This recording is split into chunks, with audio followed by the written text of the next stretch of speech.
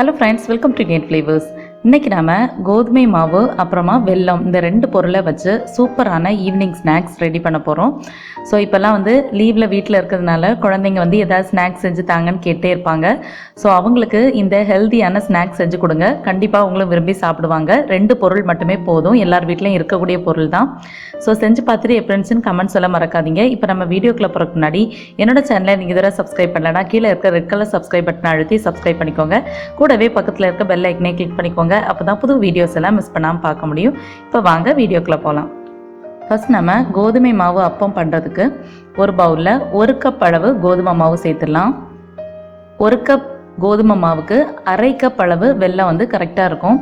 ஒரு பாத்திரத்தில் வெல்லம் சேர்த்துடலாம். நான் 1/2 கப் வெல்லம் யூஸ் பண்ணுறேன். உங்களுக்கு அதிகமாக வேணும்னா அதிகமாக கூட சேர்த்துக்கலாம். இதுக்கு கூடவே ஒரு 1/2 கப் அளவு தண்ணியும் சேர்த்துட்டு நல்லா கரைச்சி எடுத்துக்கலாம்.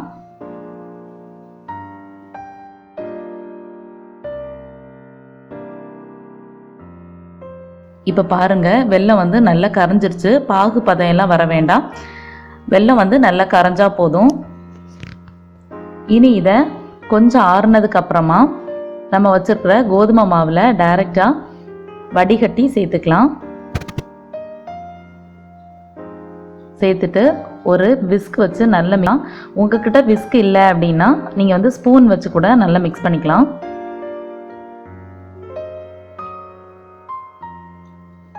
ஓரளவு நல்லா மிக்ஸ் பண்ணதுக்கப்புறமா இதில் கொஞ்சம் கொஞ்சமாக தண்ணி சேர்த்து நல்லா மிக்ஸ் பண்ணிக்கோங்க. கொஞ்சம் கொஞ்சமாக தண்ணி சேருங்க. ஒரேடியாக நம்ம சேர்த்தோம் அப்படின்னா ரொம்ப தண்ணி ஆகிடும்.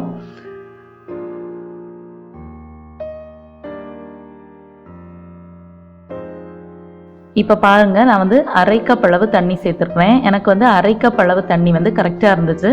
நீங்கள் யூஸ் பண்ணுற மாவு பொறுத்து அது கொஞ்சம் குறைவாகவும் அதிகமாகவும் தேவைப்படலாம். அதனால் பார்த்து தண்ணி சேர்த்துக்கணும். எனக்கு 1/2 கப் தண்ணி கரெக்டாக இருந்துச்சு. இதை நல்லா மிக்ஸ் பண்ணி விட்டுடலாம். கட்டி கட்டியாக இல்லாமல் நல்லா ஸ்மூத் பேஸ்ட்டாக இருக்கிற மாதிரி நல்லா கரைச்சி எடுத்துக்கலாம். இதுக்கு கூடவே வாசனைக்காக ஒரு 1/2 டீஸ்பூன் அளவு ஏலக்காய் பொடி ஆட் பண்ணிக்கிறேன். இந்த ஏலக்காய் பொடி நான் சுகரோட சேர்த்து பவுடர் பண்ணி வச்சுருந்தேன், அதுதான் ஆட் பண்ணிக்கிறேன். உங்கள்கிட்ட தனியாக ஏலக்காய் தூள் இருந்துச்சுன்னா அதை கூட நீங்கள் ஆட் பண்ணிக்கலாம். இனி இதில் ஒரு 1/4 டீஸ்பூன் அளவு பேக்கிங் சோடாவை ஆட் பண்ணிக்கலாம். பேக்கிங் சோடா எதுக்கு யூஸ் பண்ணுறோம் அப்படின்னா அது நல்லா சாஃப்டாக கிடைக்கும் நம்மளோட அப்பம். உங்களுக்கு தேவையில்லைன்னு நினச்சிங்கன்னா நீங்கள் இதை ஸ்கிப் பண்ணிடலாம். நல்லா மிக்ஸ் பண்ணிக்கலாம். பாருங்கள், இவ்வளோ ஸ்மூத்தாக நம்மளோட பேட்டர் ரெடி ஆயிடுச்சுன்னு.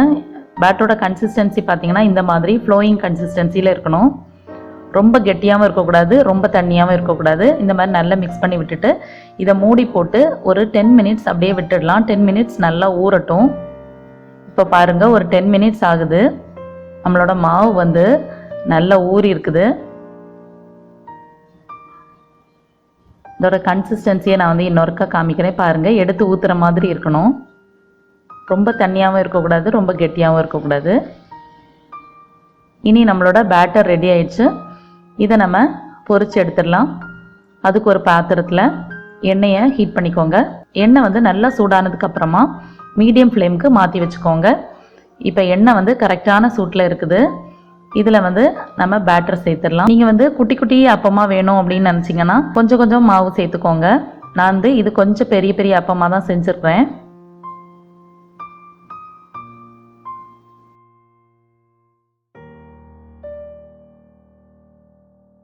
கொஞ்ச நேரத்துலேயே மேலே எழும்பி வரும். ஒரு பக்கம் நல்லா வெந்ததும் மறுபக்கம் திருப்பி விட்டு வேக விடுங்க. செம்ம சாஃப்டாக இருக்கும் இந்த அப்பம்.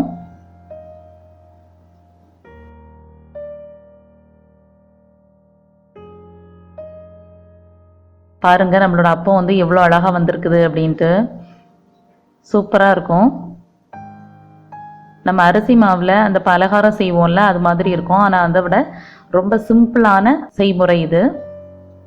இனி இது 2 பக்கம் வெந்ததும் எடுத்துடலாம். நான் அடுத்த பேட்ச் ஊற்றிக்கிறேன். இது கொஞ்சம் குட்டி குட்டி அப்பமாக செஞ்சுருக்கிறேன். பாருங்கள், சூப்பராக நமக்கு பொவி வரும். நல்லா சாஃப்டாகவும் இருக்கும்.